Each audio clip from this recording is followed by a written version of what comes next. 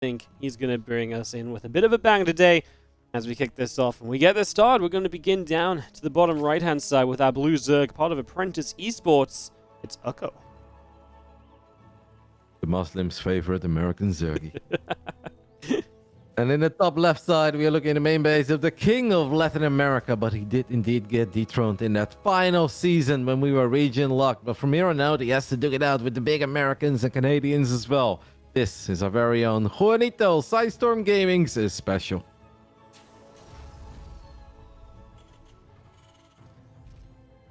Now, I was thinking about what SpeCial might do in this series during the break, and I was like, man, you know, he's a favorite. Like, is he just going to do something very, like, confident and all of this? I was like, you know, he might play a bit of mech as well. Mech is not terrible in this matchup right now. There's a lot of good ways to play it. Battle mech is back on the menu. And I was like, well, I don't really know what to expect. But I was like, well, is he going to be allowed to kind of play his style? Because Ukko, you know, sometimes plays a bit weird as well. So maybe SpeCial is best off just playing kind of standard and then kind of being the reactionary player. And that might be very true here, because that's an early gas pool out of Ukko, and he's going to start mining that gas up for very early either Ling speed or some very early roaches. Could very well be roaches here on Babylon. Babylon, obviously a very difficult map for Zerg to play straight up macro. If I was SpeCial, I would literally always just play like maybe a 2-1-1 when it comes to like Marine Tank, or you can just play Triple CC, Hellion, Cloak, Banshee, right? But then it is important that you get that early scout off.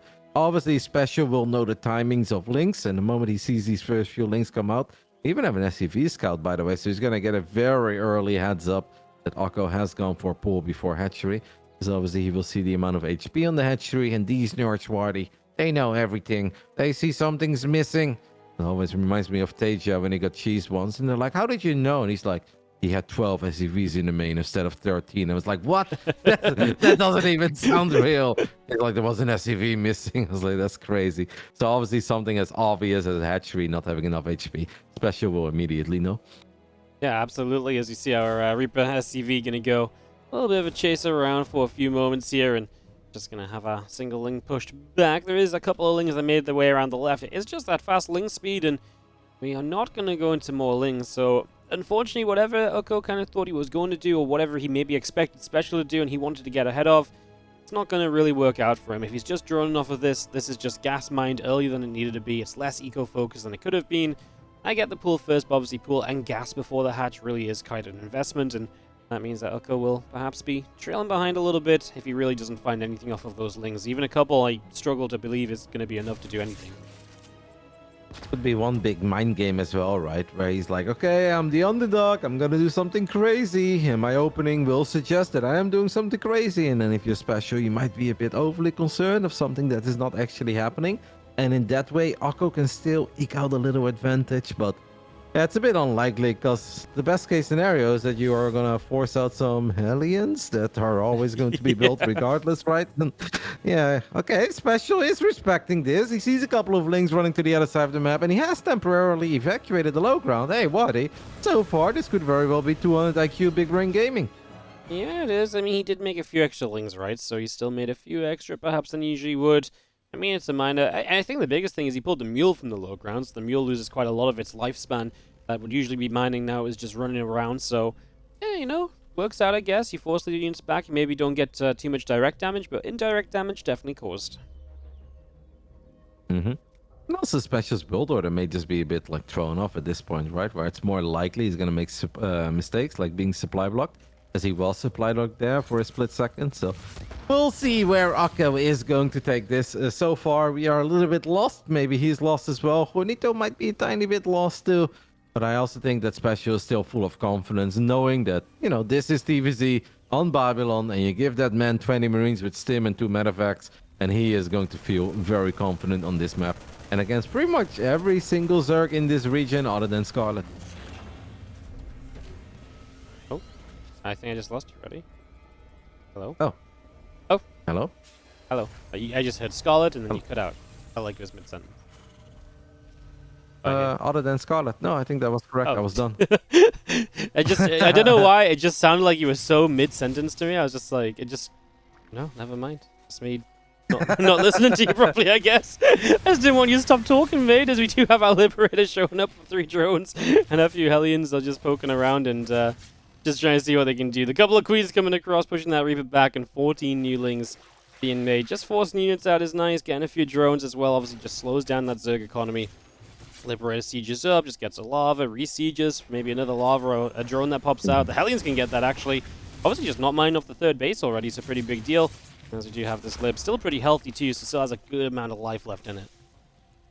Yep, feels the Special's just trying to get into his comfort zone, moving these units around in a beautiful manner. Obviously doing a good job in containing the creep so far.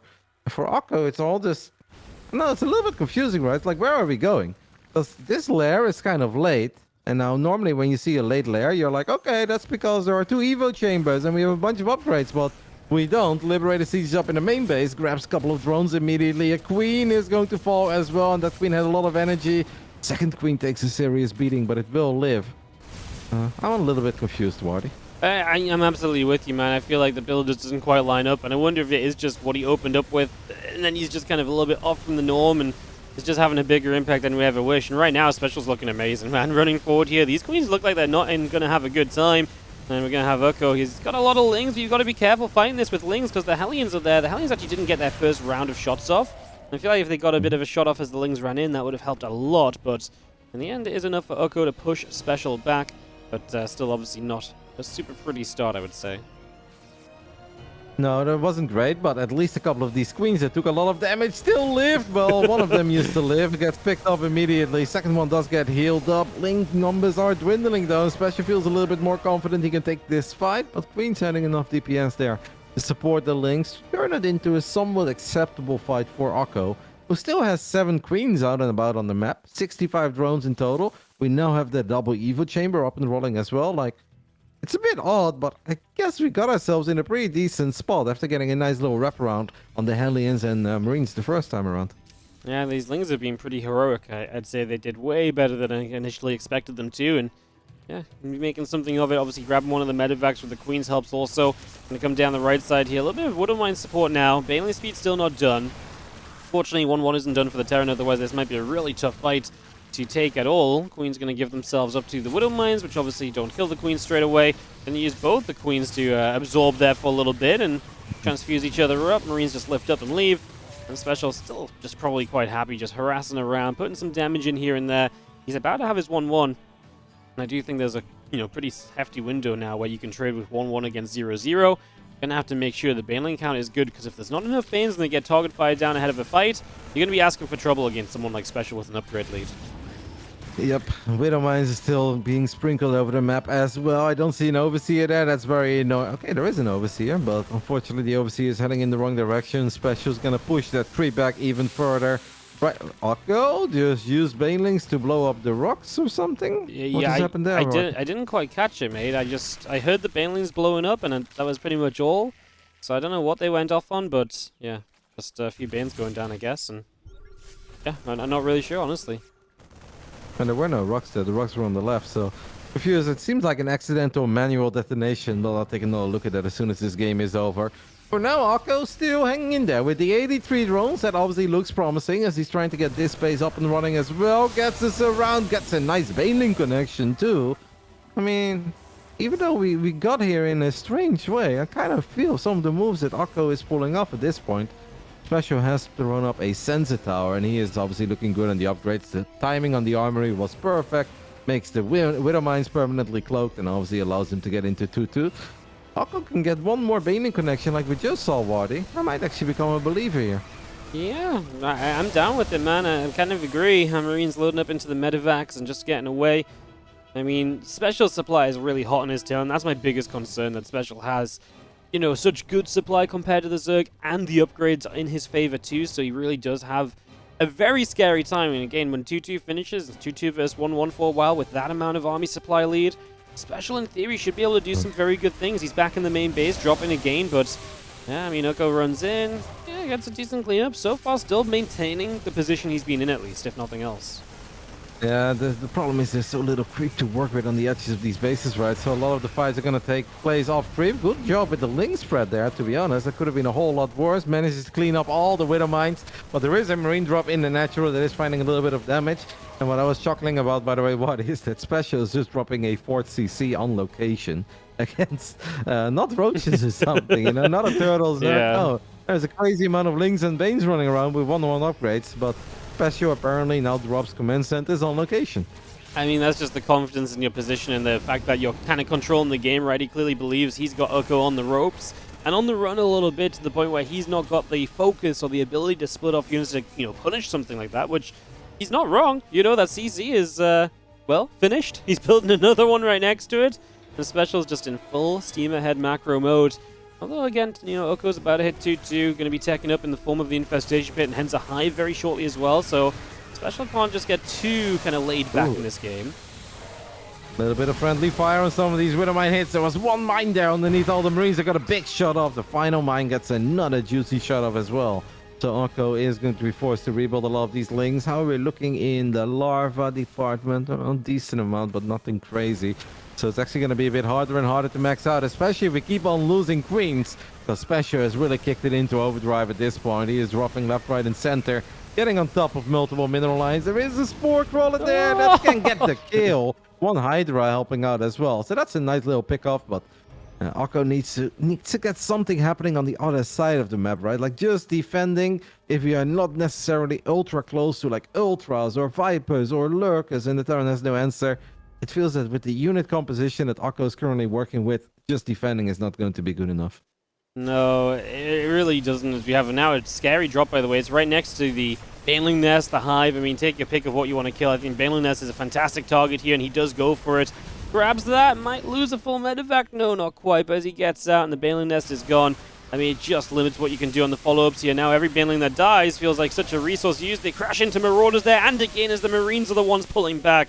And there is a grand total of 13 Banes on the map. It's just not a lot, right? And, given a bit of time, there's not going to be any left unless he gets the Baneling Nest restarted now, and he still hasn't rebuilt it. Yep, I think the biggest problem is just that Ukko has not been able to kill a single SCV, despite the fact that he has so many quick mobile units throughout the first 13 minutes of this game. We have Lings, we have Banelings, but he has not been able to kill a single SCV. Meanwhile, SpeCial is finding drone damage left, right, and center. A couple of Banelings do keep on finding good connections. It really isn't for a lack of sweet Baneling connections, as that was a nice split though by SpeCial, but still a decent amount of splash damage on some of these Marines. It's just that Ukko is not able to keep on playing this game since he is getting economic damage dealt to himself, but he's not finding any eco damage. Widow Mine's having a bit of a game to play right now. The Ling's trying to stay split up, and honestly a decent-ish job of it. Supplies are still even, but even's just not good enough. Especially as SpeCial's about hit +3 attacks. He's going to start trading even better once again. So those upgrades back into the Terran's favor. Grabs a queen here. Gain creep spread is a limiting factor as well. You can only take a couple of fights on creep because there's only that much creep on the map. This Widow Mine down before it fires. Actually, it is a sick performance by Ukko. We can't forget about the fact that this is Babylon, and this is the map where Terrans already are a bit favored over Zerg. Then we are looking at the main base, or like we're looking at the man who wins Latin America over and over again. Recently got a 2-0 victory over Reina, right, in the Game is Without Borders tournament. And Ukko is kind of holding his own. We're even going to get a couple of Infestors out, and that obviously is very promising. Now, I don't think Ukko is winning this game by any stretch of the imagination, as that Widow Mine had so much potential, it doesn't fire. But just the fact that we're here, Waddy, 14 minutes in, Ukko is battling, Ukko is trading. It's not a bad showing by the American Zerg. Oh yeah, no, absolutely. I was convinced that this one was kind of done. There was a moment where SpeCial, I think he said, kicked it into overdrive. I was like, yeah, Ukko's about to roll over and die, right? Another Baneling gets to crash into some Marines here. But yeah, Ukko has kept on living. He's kept on surviving. He's going to fight for every battle he can. And maybe that SpeCial is maxed out right now and that Ukko is the one trailing. But, I mean, if he's going to go down, it's with a massive fight. You can see the Marines again just going to fight. I mean, there's just so many Lings without Bane supporting them, right? This is a moment where you still haven't rebuilt the Baneling nest, by the way. I can't help but feel that is a massive mistake. There's no world you don't want some amount of Banelings. Yes, the Fungals are pretty good, but again, add a couple Banelings in, it would have been even better. Maybe the Lings can get these final hits off. It doesn't seem that the answer is yes, as we are forced to tap out before DreamHack lands, before a +3 kicks in as well for these Zerglings. But a 15-minute game on Babylon between probably one of the lesser-known players in this entire region going up against one of the top-tier favorites. We know he can win Latin America, but without a doubt, SpeCial is one of the favorites for the entire Americas region now as well. Ukko looked good. He looked competitive, and we cannot forget once more that, hey, he had a weird start, but it wasn't like the most economic opening ever. And B, that's freaking Babylon, buddy. Like, it's very hard to even just survive that long against a man like SpeCial on Babylon. I think Ukko had his moments there. And that's basically what we were talking about earlier today, where if you have someone like Spots play against Zero or Jumi against Spirit, not so much about winning the series, but it's about feeling that you belong, right? And you get a couple of little victories on the board and you make the other guy work for it. I think Ukko has absolutely succeeded in that already. Oh, no, absolutely. 100% with you. As, I was just going to say, man, you know what it is? If Benjamin Baker is the man that likes a Zerg play, I should really get behind him because he found that Dark guy as well, you know? And he's a fan of Ukko. Well, you know, Demu's Zerg picks, they always turn out to be something special, don't they? Yeah, Ben hit us with the hot take somewhere in 2020, guys, after Dark had won a couple GSLs and was a world champion. Ben hit us with the, you know who's really impressed me lately? Dark, man. Dark's been looking good. It's like, really, Ben? Now. Yeah, that's one that we're not going to let slide for all the right reasons. If Ukko's hitting that same sort of level, then, like I say, I'm all down for it. We're diving straight into game number 2. Grezvan is going to be the battlefield here, Roddy. We've got to like this a little bit better for the Zerg. You know, this is a little bit less of a continuous pushing map. You can do it as the Terran, don't get me wrong. There's good positions to take, but in general, if you can get the creep in the right places, it should be more manageable, especially compared to like Babylon. For sure, but I gotta say that if I was a Zerg and I'd be playing ZVT, I would never start a best of 3 off with Babylon into Grezvan, because I actually feel that Grezvan maybe is a lot better for Zerg than Babylon is, but it's pretty alright for Terran, especially in the late game. Something Oliveira Katowice, you know where I'm going. But it doesn't matter. Maybe this man loves something about this map, and we're about to find out what it is. In the bottom right side, we're looking at the main base of our American Zerg representing Apprentice Esports. Looked alright in game 1. This is Ukko. Taking on our red Terran player from Sidestorm Gaming, formerly of the Latin America region, now here in the Americas. It's SpeCial. I just want to reinforce, I love this change for Americas. I really feel like this is going to make this, the whole, you know, we used to do like a week of LATAM and then a week of NA or something in groups. I just feel like these first 2 weeks with America groups are now just going to be so much more fun than it used to be, especially after like 9 seasons or whatever it was of watching SpeCial win and, you know, the same top players in America duke it out. I'm super ready for this. I feel like this is going to be a really awesome couple of weeks.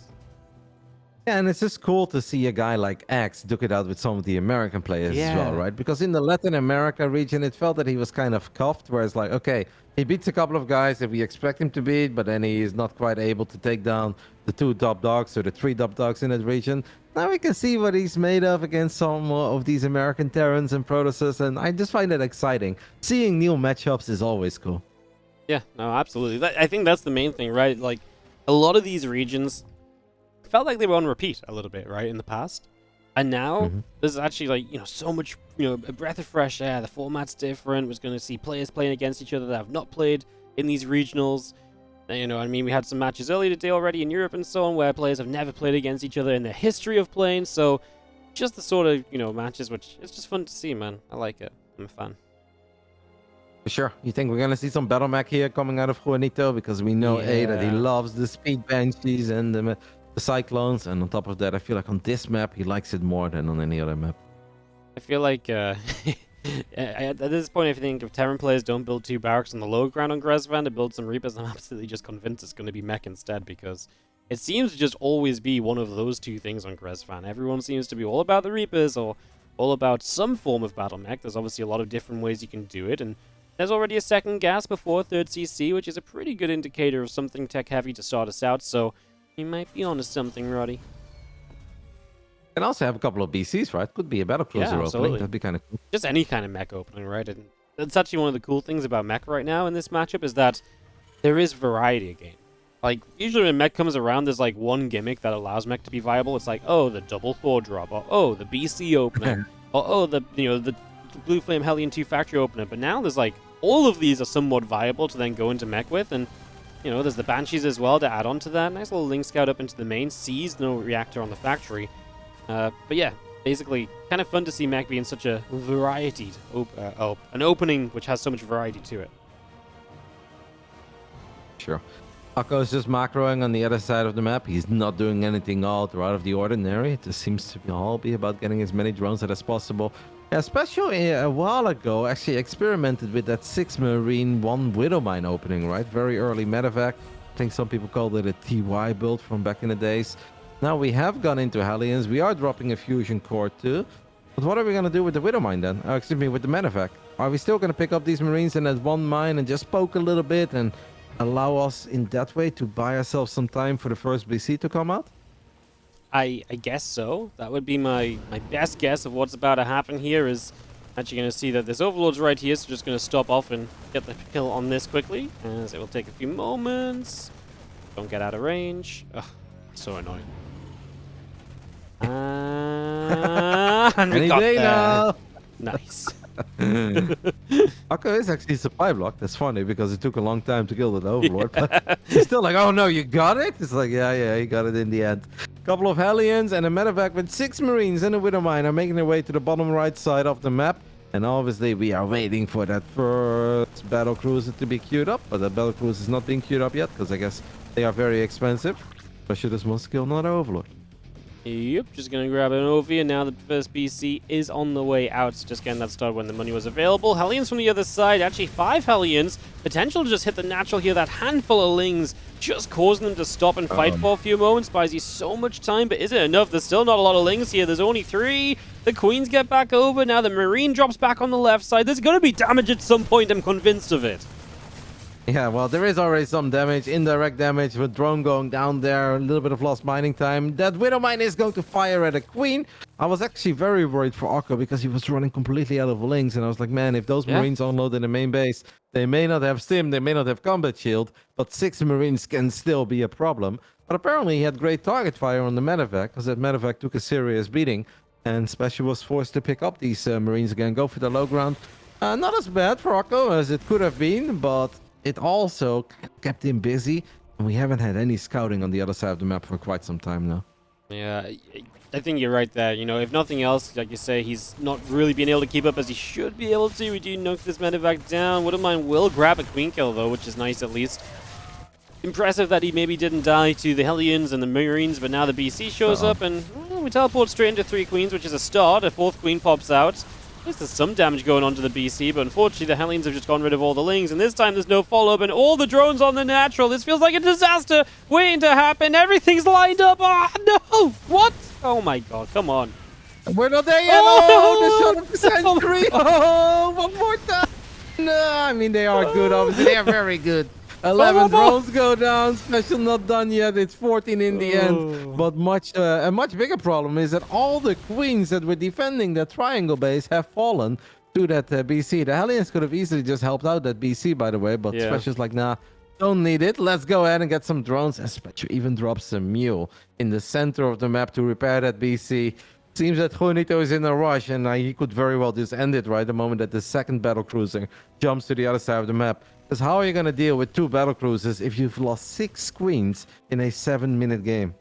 Yeah, he still has 7 Queens, and some in the main have some energy. The others are on the low ground with a little bit of energy. They should each have 1 transfusion, but the problem with BCs is when you double them up, it's actually like so much extra damage output that then Queens really do just begin to melt, and well, this BC just goes and teleports straight on top of these Queens. They run back towards the spore, knowing what's good for you here is not a bad thing as another Queen pops out. And you're going to need absolutely everything possible to help you defend this. As 2 BCs, like I say, they really do pack a punch, and they're not afraid to get forward if they need to. And with the Hellions as well, maybe just too much damage about to happen. Yeah, Sporkrunner gets a couple of shots off. That's obviously very nice. And 2 Queens do fall, but all the other Queens have made it into the low ground. So far, maybe we can still hang in there a little bit longer. That 1 BC that used tactical jump to the other side of the map is taking a serious amount of damage. But it's obviously not going to fall against a single Queen chasing it down. I mean, we weathered the storm, right, on Team Ukko. Kind of live to fight another day. Does it look good? No, this game looks a whole lot worse than the game on Babylon did. But he is not completely falling apart yet. He's going to try to hang in there. Do we have units, though, to deal with this many Hellions and the Cyclones? And even the BCs could still help out if they want to. It's not... It just seems that the Hellions are the biggest problem at this point, mate. I mean, the problem is he's still playing Ling Bane, right? There's no roaches. The roach run's only just on its way. He went into melee upgrades, bailing speed. None of this just helps, and now the blue flame finishes as well, so the Lings are going to take even more of a beating. I think it's just too much damage taken early. You know, while none of it was immediate damage until the 14 drones or so went down, it was a lot of running around and not preparing properly. And now the triple BC teleports in. Yamatos begin to drop, and Ukko doesn't even let us see them fire. SpeCial completes the 2-0.